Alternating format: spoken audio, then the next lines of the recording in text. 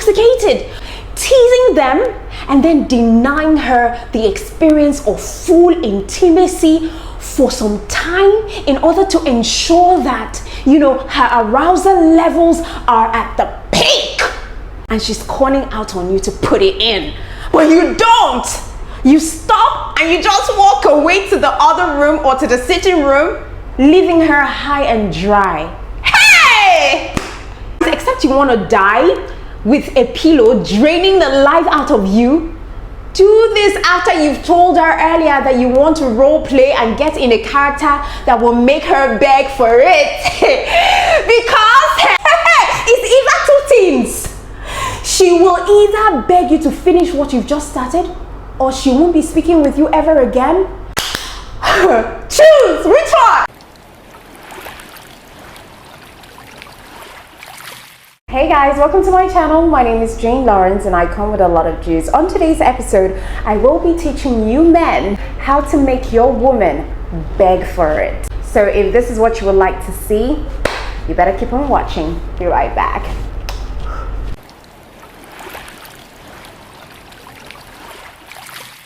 Thanks for staying tuned. Now, how to make her beg for you. Now, some of the things that I'm going to say, right, women will not like it. And I wish I could just have a secret class where I could just talk to one gender and divulge some of the secrets so that, that gender wouldn't be offended by it. Because I can remember that video that I revealed 10 ridiculous things that men do to women in bed that women hate. It got the men really coming for me, but nevertheless, I said what I said, and it's true, okay? Anyways, on today's show, I will be telling the men what to do to make their women beg for it. Do you get what I mean? Now, there's so many techniques and there's so many strategies that men can use in order to ensure that their women desire them for life. I mean, just the thought of what you could be doing to her body, to her mind, will set her burning hot for you. So here we go. Number one, seduce your woman.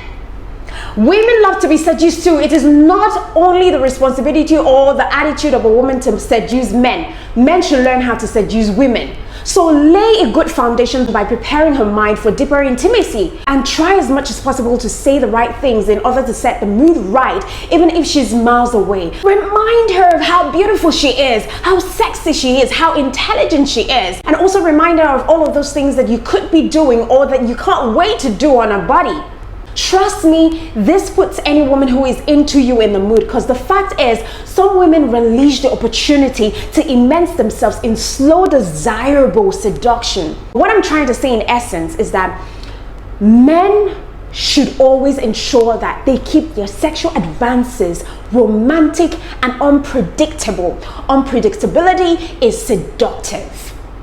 All right, when she doesn't even know or she isn't even expecting it, boom, you just come out and you surprise her with candlelit atmosphere, and you're telling her how sexy she is, how adorable she is, how she means the world to you, and then boom, you start to caress her, take her to cloud 9, and boom, she doesn't even know what to expect next.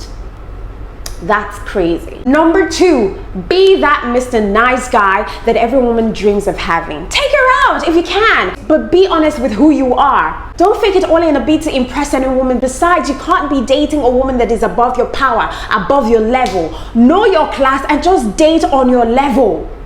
Don't go and carry someone who is bigger than you. All right? You can't be dating a girl who is using iPhone 13 Pro Max and you're using Techno. You can't be dating a woman who wears the latest designers and wears bone straight hair and expect that she's going to fall for someone like you who can't afford her that kind of life. There are levels to these things. And brothers, this is only for women that you're deeply emotionally connected to and you're trying to win her over or make her yours, but she's somewhat forming, hard to get, or she's even testing if your love for her is real. All right, so just be sweet. I think most Nigerian men don't know how to be really, really sweet. All right, they think sex is all there is. I'm sorry, I'm not bashing Nigerian men, right? But I'm just trying to say the things that they could really inculcate in their romance that will make them stand out above, 100 Nigerian men who don't do these things. So tell me, how many Nigerian men consistently open the door for their women? Most Nigerian men don't know how to open the door for women. Please, if you can, add it to your curriculum of the Sweet Boy Education 101. Even if you have to pretend until it becomes a second nature. Women love it. Now, assuming that you do that for the Nigerian girls that you go out with, even if it's not on an emotional level, they will die for you, because out of 10 Nigerian men, only to consistently open the door or hold the door open for women. And trust me, when I see Nigerian men do that for me, I'm like, whoa, where did he come out from? Because that's extraordinarily unusual. So that's step one. You're just going to show your sweet boy attitude. And like I said, it must be real. It must be part of you. You can start now and learn how to open the doors. It will not make you less masculine, but more desirable among women. Because I think chivalry is dead in this part of this world and in this time and age. And we need to resurrect it and have it taught to our unborn children, even born children. They need to know how to be sweet and kind. Number 3, step 3, whatever you call it, when you know that she's feeling you, like she likes the kind of guy that you are, but she's not responding yet to your advances for exclusivity, and it's taking time, cut off contact with her. It will make her wonder why you're not interested anymore, why you've, changed suddenly, and automatically, if she really likes you, she will start to give you green light. She will start to chase you. She'll start doing the calling and begging for your attention, especially when she can't handle the thought of losing you to another woman. You would even kill her if she sees you the next moment posting yourself in the midst of other cute friends or girlfriends. So that's another way to make her beg for you. Make her beg for your attention, make her beg for it. Step 4, don't be desperate. Do not be desperate. Desperation is not sexy at all. It's not a sexy trait at all. It will kill the vibe. So you trying to call her the evening after a date, asking her out twice in 1 week, or texting her again and again when you haven't even received a response isn't sweet at all. It is desperate and it's not cool. It doesn't speak well of your self-control level.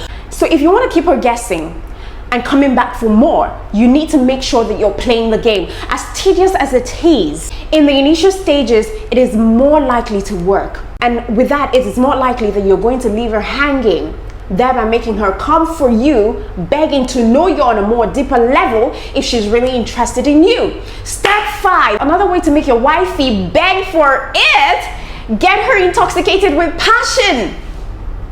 In the heat of the moment, get her intoxicated. Do all of the things that I have taught you to make a woman go weak in the knees on this channel. Go through my channel, check on all the things that you could do to make a woman go weak on the knees.